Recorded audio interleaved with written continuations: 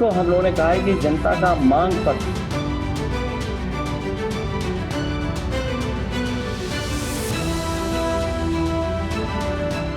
नमस्कार, मैं हूं शिवेंद्र श्रीवास्तव। देश में 400 पार और यूपी के मिशन 80 से जुड़े बीजेपी के सपनों पर अखिलेश यादव ने अपना दावा ठोक दिया है और पार्टी के घोषणा पत्र को अखिलेश यादव ने जनता का मांग पत्र हमारा अधिकार यानी जनता का अधिकार करार दिया है। ऐसे में अखिलेश ने अपनी पार्टी के विजन डॉक्यूमेंट में जिन वादों की झड़ी लगाई है वो बीजेपी के लिए आने वाले वक्त में कितनी बड़ी चुनौती बनेंगे, इस बात को समझेंगे। लेकिन उससे पहले अखिलेश के दावों पर एक नजर डाल लेते हैं। इसको हम लोगों ने कहा है कि जनता का मांग पत्र हमारा अधिकार, रोटी का अधिकार, महंगाई से निजात पाने का अधिकार, गरीबी से बाहर निकालने का अधिकार, सुरक्षित वातावरण में जीने का अधिकार, जातिवादी टिप्पणी से मुक्ति का अधिकार, गड्ढे मुक्त सड़कों पर चलने का अधिकार, 24 घंटे बिजली की आपूर्ति पाने का अधिकार, गरीब को भी उच्च श्रेणी की शिक्षा पाने का अधिकार हो, बेहतर स्वास्थ्य सेवा पाने का अधिकार, बेहतर सार्वजनिक परिवहन पाने का अधिकार, खेल प्रतिभाओं को निखारने के लिए आवश्यक संसाधन पाने का अधिकार, सुविधा से एफआईआर दर्ज कराने का अधिकार। अखिलेश यादव ने किसानों, मजदूरों, युवाओं, महिलाओं समेत हर वर्ग को साधने की कोशिश की है।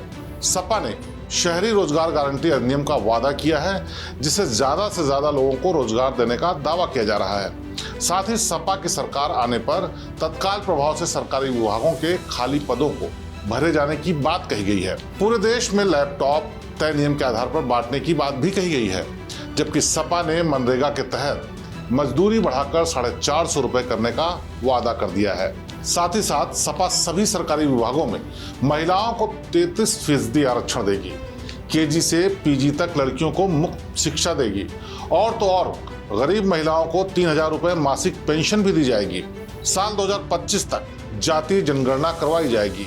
मुफ्त राशन की जगह सपा सीधे जनता को गेहूं का मुफ्त आटा बांटेगी।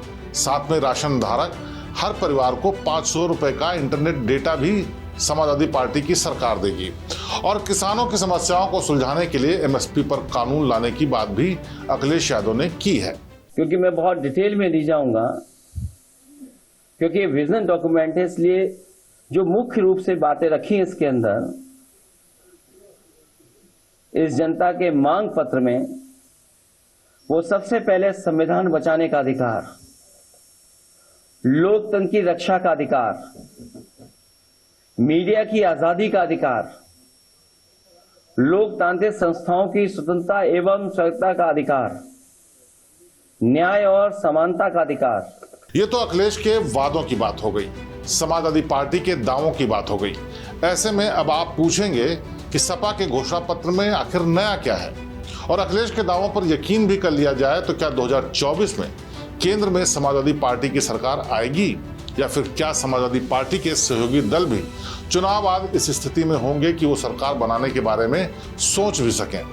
ये सवाल सच में गंभीर है, क्योंकि मौजूदा दौर में दूर दूर तक समाजवादी पार्टी ऐसी स्थिति में नहीं कि वो पूर्ण बहुमत के साथ केंद्र में सरकार बना सके। रही बात कांग्रेस की, तो कांग्रेस फिलहाल अपने वजूद की लड़ाई लड़ते हुए नजर आ रही है। ऐसे में अखिलेश का यह घोषणा पत्र सिर्फ देखने सुनने में अच्छा लग सकता है, इसका हकीकत से दूर दूर तक कोई रिश्ता नहीं दिखता।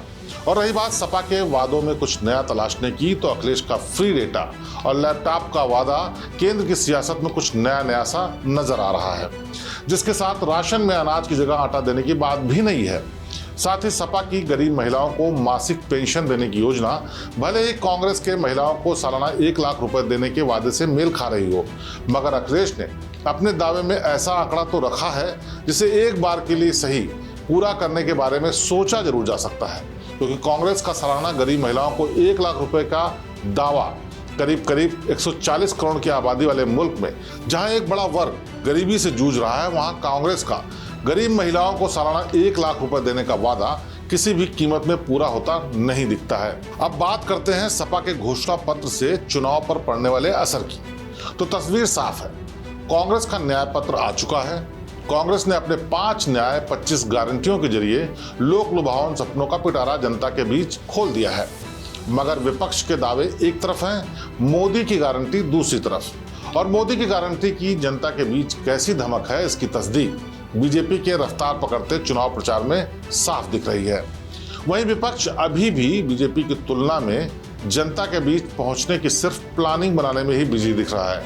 हालांकि अभी तक बीजेपी अपना घोषणा पत्र लेकर नहीं आई है, मगर माना यह जा रहा है कि बीजेपी अपना घोषणा पत्र में ज्ञान का जिक्र करने वाली है और बीजेपी के ज्ञान में गरीब, युवा, अन्नदाता और महिलाओं से जुड़ी योजनाओं की बड़ी तस्वीर देखने को मिल सकती है।